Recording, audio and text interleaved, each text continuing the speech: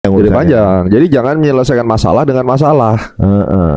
Sekarang tokonya yang namanya bermasalah sekarang. Iya, tokonya. Itu jadi kemana-mana. Tapi menariknya bahwa ada statement juga kemarin yang bilang bahwa banyak kebijakan presiden kita, bukan cuma sekarang, sebelum-sebelumnya itu banyak yang kemudian jadinya banyak yang fail, gitu. Mungkin konsepnya bagus, niatannya bagus, tapi karena apa di circle ring satunya banyak yang udah siap untuk kemudian mengambil benefit dari ini atau gimana gitu. Itu kan dari zaman kalau nggak salah lu sebut itu kan dari eranya SBY ada BLT, Ya. Pak Jokowi itu IKN. Nah sekarang misalnya MBG misalnya. Nah, apa sih di sistem mananya yang bikin ini? Jadi kita lihat data dulu. Kayak BLT itu 2005 bantuan langsung tunai kan. Pada saat itu Pak SBY kan memberikan model pertama. Waktu itu kan nggak ada juga di Indonesia sebelumnya ya. Kasih duit itu nggak ada. MBG ini kan juga nggak ada di Indonesia. Di negara lain ada gitu. Nah BLT itu ternyata data penerima ditentukan aparat lokal. 45% dana ke non miskin, 47% miskin malah terlewat. Itu data World Bank. Berarti data penerimanya yang dikorup. Gitu dimainkan, ya kan? Itu BLT. Kemudian Raskin itu tahun 98 lintas presiden dari Habibie sampai Jokowi itu kan dikelola Bulog Raskin. Itu sepanjang rantai distribusi data 2012 itu penerima cuma terima sepertiga jatah beras.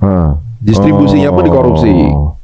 Terus bansos COVID itu eranya Pak Jokowi.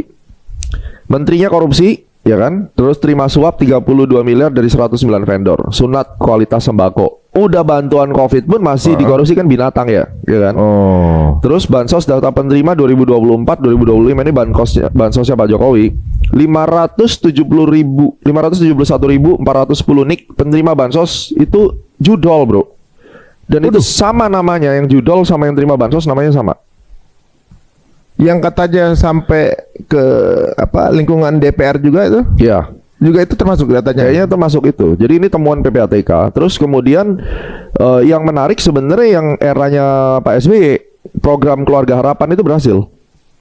Wajib posyandu itu berhasil tuh karena uangnya pendataannya benar. Itu benar dan memang benar-benar menurunkan stunting 23%. Nah, itu. Nah, kenapa nggak di template aja yang begitu-begitu? Apa pemainnya beda-beda? Pemainnya beda-beda, beliefnya berbeda-beda, dan makanya gue buat kajian dari 1 tadi sampai 4 itu kalau ngasih duit langsung ke masyarakat, itu tidak akan menurunkan stunting, juga tidak akan meningkatkan gizi, karena ada juga yang uangnya itu malah dihabiskan untuk hal-hal non gizi, non kesehatan, untuk bayar utang dulu segala macam. Kalau uangnya secara cash ya? Secara cash, which is tergantung lu ngelihatnya dari mana. Kalau kamu mau mengentaskan kemiskinan, memberikan solusi untuk hidup orang terjepit, mungkin BLT bisa.